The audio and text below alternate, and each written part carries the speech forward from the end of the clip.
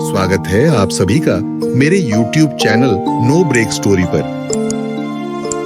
नमस्कार साथियों, आज हम इस वीडियो में जानेंगे नो डिटेंशन पॉलिसी क्या है और इसमें बड़ा बदलाव क्या किए गए हैं। तो चलिए स्टार्ट करते हैं। सबसे पहले हम जानेंगे नो डिटेंशन पॉलिसी क्या है। नो डिटेंशन पॉलिसी एक ऐसी नीति है जो भारत सरकार द्वारा शिक्षा का अधिकार यानी RTE राइट टू एजुकेशन अधिनियम 2009 के तहत लागू की गई थी।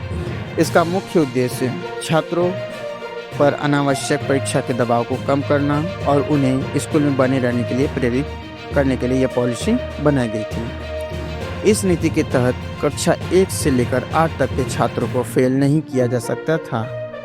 हर छात्र को अगले वर्ग में प्रमोट किया जाता था, चाहे उनका शैक्षणिक प्रदर्शन कैसा भी हो। लेकिन अब इसमें पूरी तरह से बदलाव कर दिया गया है। इसके बारे में हम थोड़ा आगे बात करेंगे। सबसे पहले जान लेते हैं कि नो डिटेंशन पॉलिसी नीति लाने का मुख्य उद्देश्य क्या था। इसका मुख्य उद्देश्य सभी बच्चों को गुणवत्तापूर्ण और मुफ्त शिक्षा प्रदान करना, छात्रों के मानसिक तनाव को कम करना, स्कूल छोड़ने की दर को कम करना, शिक्षकों और माता पिता को बच्चों की शिक्षा के प्रति अधिक जिम्मेदार बनाना था।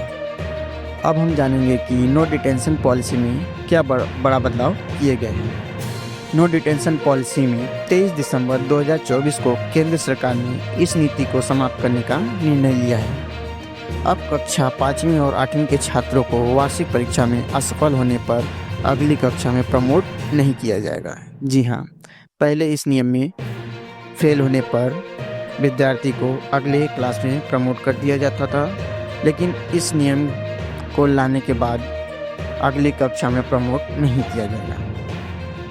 अब हम जान लेते हैं इसके मुख्य बदलाव के कारण क्या क्या हैं।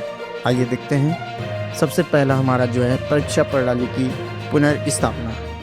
कक्षा 5वीं और 8वीं के छात्रों के लिए वार्षिक परीक्षाएं अनिवार्य कर दी गई हैं। यदि छात्र इन परीक्षा में असफल होते हैं तो उन्हें 2 महीने के अंदर यानी 2 महीने के भीतर पुनः परीक्षा देने का अवसर मिलेगा।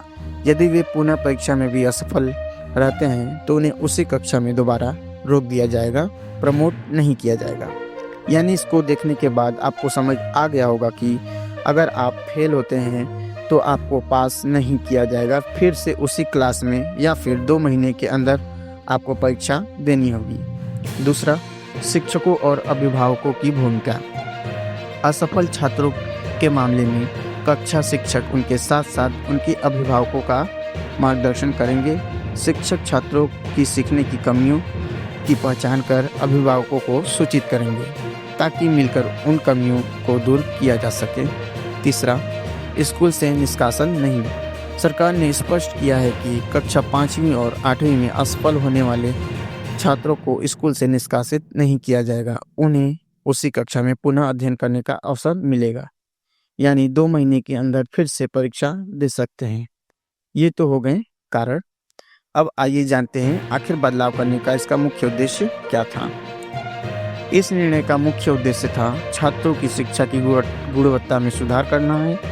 परीक्षा प्रणाली की पुनर्स्थापना से छात्रों में पढ़ाई के प्रति गंभीरता बढ़ेगी और वे अपने शैक्षणिक प्रदर्शन को सुधारने के लिए प्रेरित होंगे। साथ ही शिक्षकों और अभिभावकों की संयुक्त जिम्मेदारी से छात्रों के समग्र विकास में सहायता मिलेगी। इस बदलाव के बाद छात्रों की शैक्षणिक प्रगति पर अधिक ध्यान दिया जाएगा, जिससे उनकी बुनियादी शिक्षा मजबूत होगी और भविष्य में बेहतर प्रदर्शन करने की संभावना बढ़ेगी। ये थी हमारे पास इसकी कुछ जानकारी। अगर आपको इसके बारे में और जानकारी चाहिए तो कमेंट कर ज़रूर बताएं। आप कमेंट का ज़रूर रिप्लाई दिया जाएगा। अगर आप हमारे चैनल पर नए हैं तो हमारे चैनल को अभी सब्सक्राइब करें, जिससे जानकारी से भरी वीडियो मैं आप लोगों के लिए लाता रहूं। Thank you for watching the video.